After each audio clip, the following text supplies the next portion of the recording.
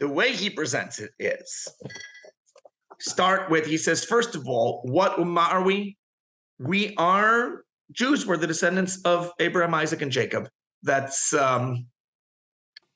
which is actually important, because you might say, well, that's obvious, but 160 years later, you get assimilation and de-Judaization of the Karaite community in the Russian Empire.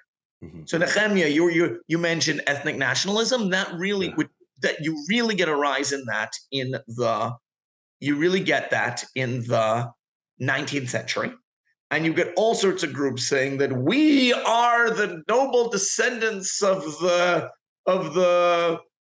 some whoever. Nonsense, like of whoever. It's very often based on complete nonsense. So Karaites in the Russian Empire say, well, we'll play the game too. We speak some Turkic language, which shouldn't be surprising, because Jews, as they've traveled around the world and made communities and all around the world, they've preserved Hebrew as a language of literature and prayer and study, but they've picked up the languages of wherever they went. The fact that these Jews spoke a Turkic language means nothing, but part of ethnic nationalism was what language you spoke. So they decided, we're the descendants of the ancient Turkic tribe known as Karaim. There was no ancient Turkic tribe. I have a great story about that, Gabriel.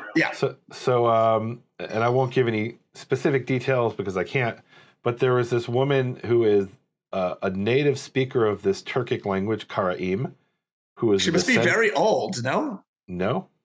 I mean, I don't think she's particularly old. No, there's still native speakers. There aren't a lot, but there still are. Very few, yeah. So she was invited to teach classes as part of a series on Jewish languages.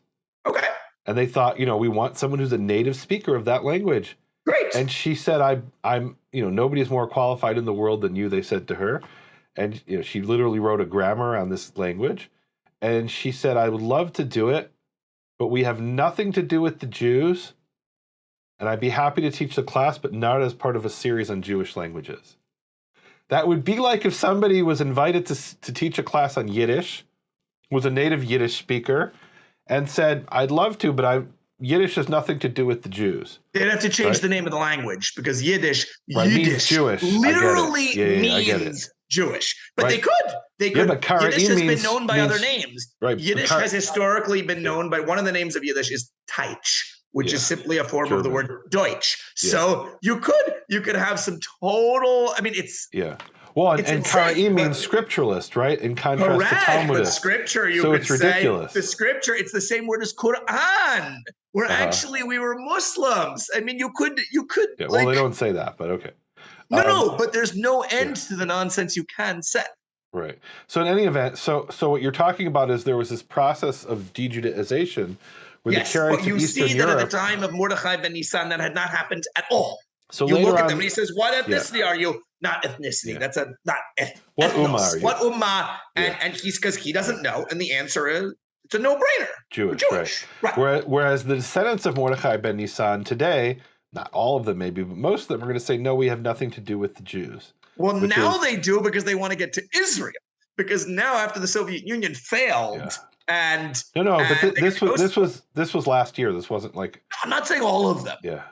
But this is actually a problem today, because there are descendants. I know very little about this. I know a little about this. Descendants of Karaite Jews, or this, descendants certainly of Karaite Jews who themselves, let's see, first, because of ethnic nationalism, they're saying they're not Jewish. There's some other people. At first, they're still practicing Judaism.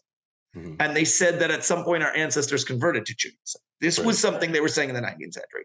Then they're not even practicing Judaism, and they have this weird religion that Saraya Shapshal. How do you pronounce his name? Do you know why they said that in the 19th century, though? That's a great part of the story. Ethnic nationalism. No, it was to get out of taxes. You didn't have to pay the Jewish tax. Right. Even if you practiced Judaism yourself. No. So what happened is they were conquered by the Russian Empire, and all of a sudden they were subjected to these oppressive taxes. And they said, why are we being subjected to these taxes? And they said, because you killed Jesus. And they said, "All right, we're smart Jews. Let's figure our way out of this." We converted to Judaism. We had nothing to do with Jesus. We weren't even Jews at the time. We were Turks. We were Turks at the time. By the way, there's a parallel to that. Yeah. The community of Mainz, I believe it is. Yeah. Had a tradition. Yeah. That they had already been in the Middle Ages. They had a tradition that they'd already been living in Mainz. Yeah. Before the time of Jesus. Okay. And therefore, Jesus was in Jerusalem. We were in Mainz. We had nothing to do with that. Did the Germans buy that? That's the question. Probably not. I have no idea. So the crazy thing is the Russian Empire actually accepted this and exempted them from the taxes. Okay.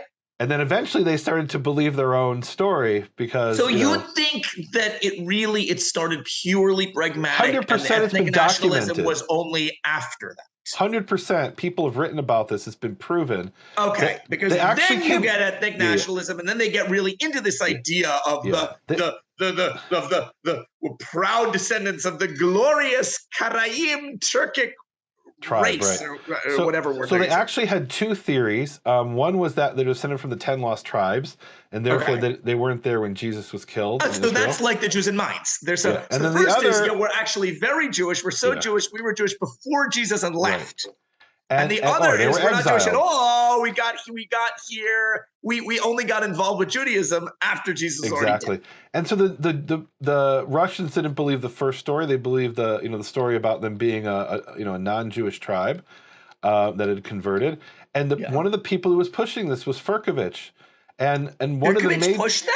Absolutely. And one of the major reasons for his forgeries was to push this. Because he wanted to show that they were in. Didn't he want to show? He wanted to show they were in Crimea, but before Jesus was killed. Long in thousands of years ago, right? Well, no, or they converted in Crimea. Basically, it was to show we had nothing to do with killing Jesus. That was the purpose.